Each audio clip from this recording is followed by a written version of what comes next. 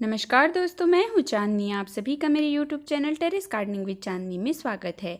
दोस्तों, अभी summer season के बहुत से वेजिटेबल्स हम अपने टेरेस गार्डन में और किचन गार्डन में दोनों में लगाए हैं। और लौकी हो गया, करेला हो गया, बरबट्टी हो गया, जितने भी हम वेजिटेबल्स लगाए हैं उसमें बहुत अच्छे से वेजिटेबल्स लग भी रहे हैं। इससे पहले मैं लौकी के बारे में आप लोगों से एक वीडियो शेयर की थी, मतलब जितने भी बेल वाले पौधे हैं उसके बारे में एक वीडियो आप लोगों से शेयर की थी। और इस वीडियो में मैं आप लोगों से बरबट्टी के बारे में कुछ बातें हम लोग बात करने वाले हैं। शेयर कर रही हूँ मैं आप लोग से कि बरबट्टी को कौन कौन से मौसम में लगाया जाता है, बरबट्टी में कौन सा फर्टिलाइज़र हमको देना चाहिए, और स्पेशली समर सीजन चल रहा है तो समर केयर के बारे में भी बात कर लेंगे। और बरबट्टी में कौन कौन सी बीमारी लगती है, ये सारी बातें हम लोग इस वीडियो में करने वाले हैं। मैं बरबट्टी जो है वो नीचे अपने किचन गार्डन में ज़मीन में भी लगाई हूँ और ग्रो बैग में भी लगाई हूँ।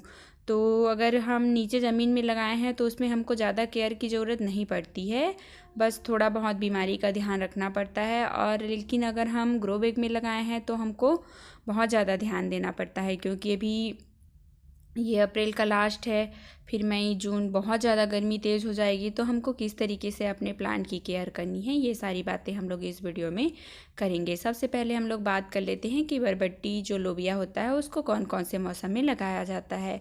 तो जनरली दो मौसम होता है, जैसे कि जून जुलाई बरसात जब आ गया, जून जुलाई में हम इसकी बुवाई कर लेते हैं तो इसकी जो फ्रूटिंग है वो हम लोग को सितंबर अक्टूबर नवंबर में मिल जाता है। जो छोटे बरबट्टी होते हैं वो 2 महीना बाद 3 महीना बाद लगने स्टार्ट हो जाते हैं, लेकिन जो लंबा वाला बरबट्टी आता है जो 1 से 1.5 फीट का होता है, वो जो बरबट्टी रहता है वो थोड़ा टाइम लगता है, उसमें अक्टूबर नवंबर में जो वेजिटेबल है वो लगने चालू होते हैं। और गर्मी सीजन का जो रहता है उसको हम जनवरी फरवरी में लगाते हैं। जब मैं आप लोग को बीज वाला अपना वीडियो बता रही थी तो वो जनवरी फरवरी में अपलोड की थी मैं। उसी समय फरवरी के फर्स्ट वीक में मैं जो बरबट्टी है उसको लगाई थी। और इसमें अभी इस समय देखिए इसमें बहुत अच्छे से फ्लावरिंग भी हो रहा है और फ्रूटिंग भी हो रहा है।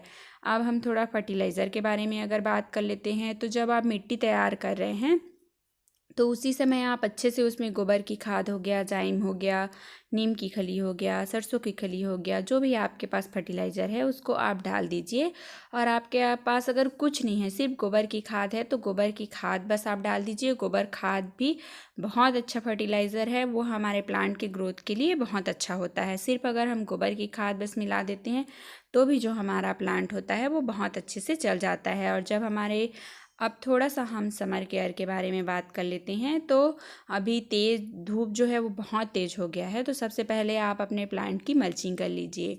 मल्चिंग अगर हम कर लेंगे तो हमारा प्लांट जो है वो अच्छे से चल जाएगा। अगर हम ग्रीन नेट नहीं लगाए हैं तो भी से हमारा प्लांट बहुत अच्छे से चल जाता है अगर हम मल्चिंग कर दिए हैं। और एक बात और, जो हमारा छत होता है, जैसे हम अपने छत में रखे हैं तो छत जो होता है वो बहुत गर्म हो जाता है, तो प्लांट को ऊपर से भी उतनी ही गर्मी मिल रही है और नीचे से भी उतनी ही गर्मी मिल रही है। तो आप एक काम करिए कि जो आपके ग्रो बैग है उसको डायरेक्ट आप छत में मत रखिए। आपके पास कोई भी लकड़ी का टुकड़ा होगा या जो भी साधन होगा उसमें आप अपने प्लांट को रख दीजिए। इससे जो हमारा प्लांट होता है वो बहुत अच्छे से समर सीजन में सर्वाइव कर लेता है।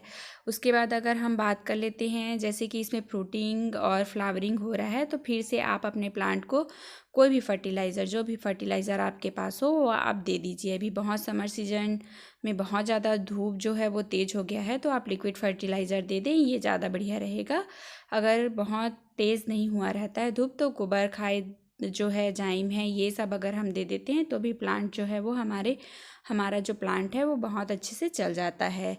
तो अगर हम खाद दे देते हैं तो वो समय समय पर अगर हम खाद देते हैं तो हमारे प्लांट में बहुत अच्छे से बरबट्टी लगने लगते हैं, उसमें बहुत अच्छे से फ्रूटिंग होने लगता है। देखिए कितनी अच्छे से अभी मेरे जितने भी बरबट्टी के पौधे हैं उसमें बहुत अच्छे से फ्रूटिंग लग रहा है। और इसको बहुत ज़्यादा गर्मी पसंद होता है, लेकिन इसको बहुत ज़्यादा गर्मी भी पसंद नहीं होता है। तो अगर आप उसको अपने छत में रखे हैं तो ऐसे जगह में रखिए जहाँ आधे टाइम के लिए इसको धूप मिले और आधे टाइम के लिए इसको छाया मिले, ये भी आपको ध्यान रखना है। अब हम अगर रोग के बारे में बात कर लेते हैं, तो आप लोग देखिएगा इसके जो लीव्स होते हैं, जो इसके पत्ती होते हैं, उसमें आपको इस तरीके से जो वाइट वाइट धब्बा जैसा दिखता है। तो ये लीफ माइनर होता है, जो कीड़े होते हैं इसके पत्ती में अपना लार्वा छोड़ देते हैं और कुछ समय के बाद आप देखेंगे तो ये इसके पत्ती के जो पीछे होते हैं उसमें बहुत सारे छोटे छोटे इल्ली लगने लगते हैं और वो पत्ती को फिर खाने लगते हैं, पत्ती को नुकसान पहुंचाने लगते हैं।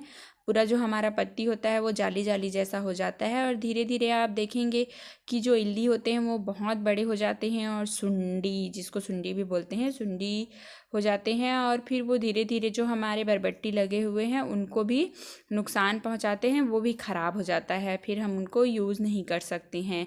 तो इसके लिए आप अगर 2-4 पत्ते में लीफ माइनर का अटैक हुआ है तो आप उसको पत्ते को ही हटा दीजिए। और बहुत सारे पत्ते में हो गए हैं तो उसके लिए आप नीम ऑयल का स्प्रे कर दीजिए।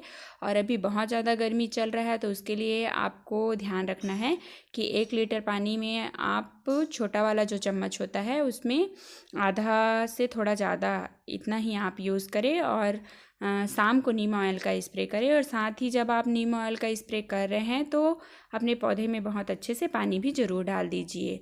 दोस्तों, आप लोगों को मेरा वीडियो अच्छा लगा हो तो मेरे वीडियो को लाइक करिएगा। जो मेरे चैनल पे नए हैं वो मेरे चैनल को सब्सक्राइब कर लीजिएगा और बेल आइकन को ज़रूर दबाइएगा। आप लोग मेरा वीडियो लास्ट तक देखें उसके लिए आप लोगों का बहुत बहुत धन्यवाद।